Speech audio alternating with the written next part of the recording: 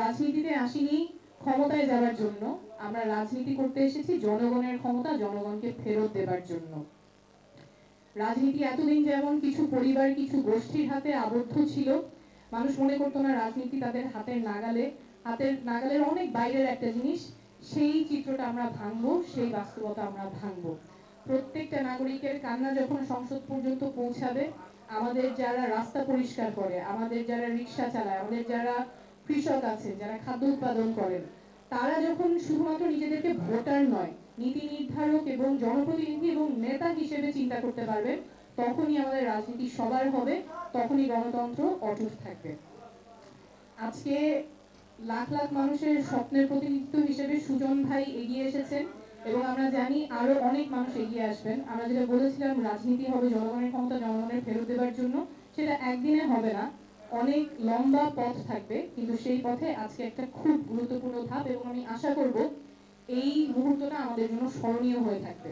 স্মরণীয় হয়ে থাকবে সকল মানুষের জন্য। যে ছোট বাচ্চাগুলো আজকে দেখবে তারা মনে করবে রাজনীতি তাদেরও, এবং যারা জনপ্রতিনিধি হবেন সামনে, জনপ্রতিনিধি হওয়া যে কারো জন্মগত অধিকার না, বরঞ্চ এটা অর্জন করে নিতে হয় সততার মাধ্যমে, দায়ের মাধ্যমে, সেই কথাটা তারা মনে রাখবেন। আমাদের এটা যাতে স্মরণীয় হয়ে থাকে আমাদের যারা আগামীতে নেতৃত্ব দিবেন তাদের জন্য, যারা সাধারণ মানুষ দেখছেন তারাও যাতে গণতন্ত্রে নিজেদেরকে অন্তর্ভুক্ত করতে পারেন, এবং আজকের এটা সম্ভব হয়েছে শুধুমাত্র গণঅভ্যুত্থানের প্রেক্ষাপটের কারণে, সেটা যাতে আমরা কখনো ভুলে না যাই।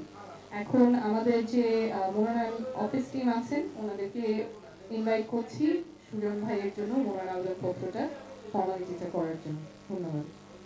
আমি ঢাকা ৮ আসন থেকে তুলবো। কি জন্য ঢাকা ৮ আসন থেকে তুলবো? ঢাকা ৮ আসনে আমাকে সবাই চিনে। ঢাকা ভার্সিটির ভিতরে আমি মনে করেন এই আন্দোলনে শরীর দিয়েছিলাম, এই আন্দোলনে সেলফ দিয়েছিলাম, ঢাকা ভার্সিটির মানুষই আমাকে চিনে। সেই জন্য আমি নিজে বাছাই করে নিয়েছি ঢাকা ৮ আসনের থেকে আমি মনোনয়ন নেব।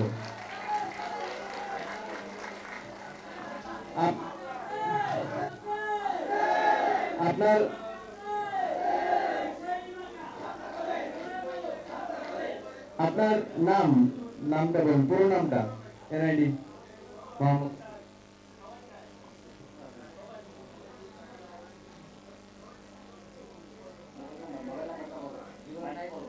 096002007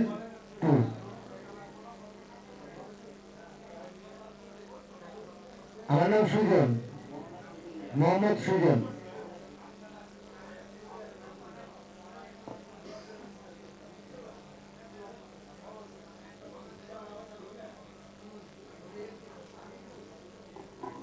এখন আপনি মনোনয়ন আবেদনপত্রের যে পেমেন্ট স্লিপ ওইটাতে সাইন করে দিবেন।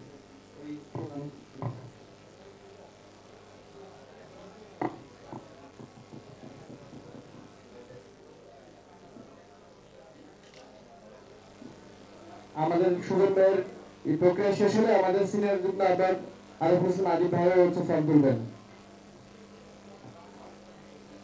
এবং ভাইয়ের। আপনারা জানেন যে ঢাকা ভার্সিটি এরিয়া এবং ওনার যে একটি ঐতিহাসিক ছবি আপনারা সবাই জানেন যে ঢাকা আটে এখানে স্টুডেন্ট থেকে সবাই ওনাকে ইনশাল্লাহ সাপোর্ট দিবে এবং আজকে ওনার ডোনেশন শুরু হয়ে গিয়েছে। এক ভাই হলো আজকে ওনার ফর্মে টাকা দিয়ে দিয়েছে এবং পুরো বাংলাদেশের মানুষ, আমাদের যুগ্ম সদস্য সচিব জহিরুল ইসলাম মুসা সুপ্রিম কোর্টের আইনজীবী ওনার ফর্মে টাকা দিয়েছে। এই যে প্রথম ডোনেশন আমরা পেয়ে গেছি, আজকে থেকে ইনশাআল্লাহ ওনার মনোনয়ন আবেদন ফর্ম তোলা হয়েছে। উনি রিক্সার মাধ্যমে ঘুরে ঘুরে ক্যাম্পেইন করবেন। ঢাকা ৮ আসনে জাতীয় নাগরিক পার্টির পক্ষ থেকে ইনশাআল্লাহ আমাদের একটি জয়ী আসনের মধ্যে সুজন ভাই ইনশাআল্লাহ জয় আমরা ছিনে দেবো সাপলাগুলি মার্কায়। এখন হলো সুজন ভাই একটু কথা বলবেন, তবে আমরা একটু ছবিটা দিয়ে দিই। আমরা একটু সুজন ভাইয়ের সাথে আপনারা একটু ক্যামেরা যারা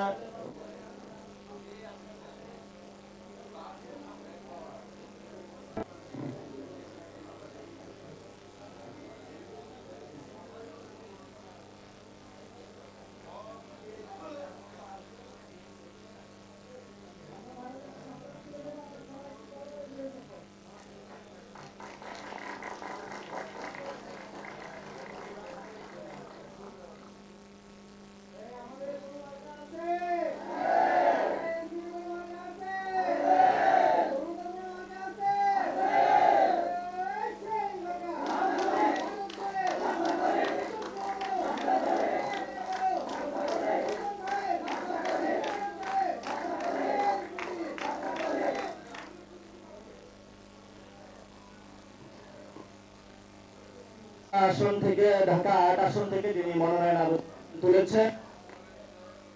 আমাদের এখনো ভেসে বেড়ায়, যার কোনো ভয় নেই।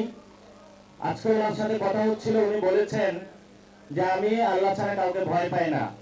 তো যত সন্ত্রাস চাঁদাবাজ যে হোক না কেন, উনি মানুষের পক্ষে ছিলেন, মানুষের পক্ষে থাকবেন। এখন আমরা সুজন ভাইয়ের কিছু কথা শুনবো, যেগুলো আমাদের ভবিষ্যৎ পাথে তৈরি হবে।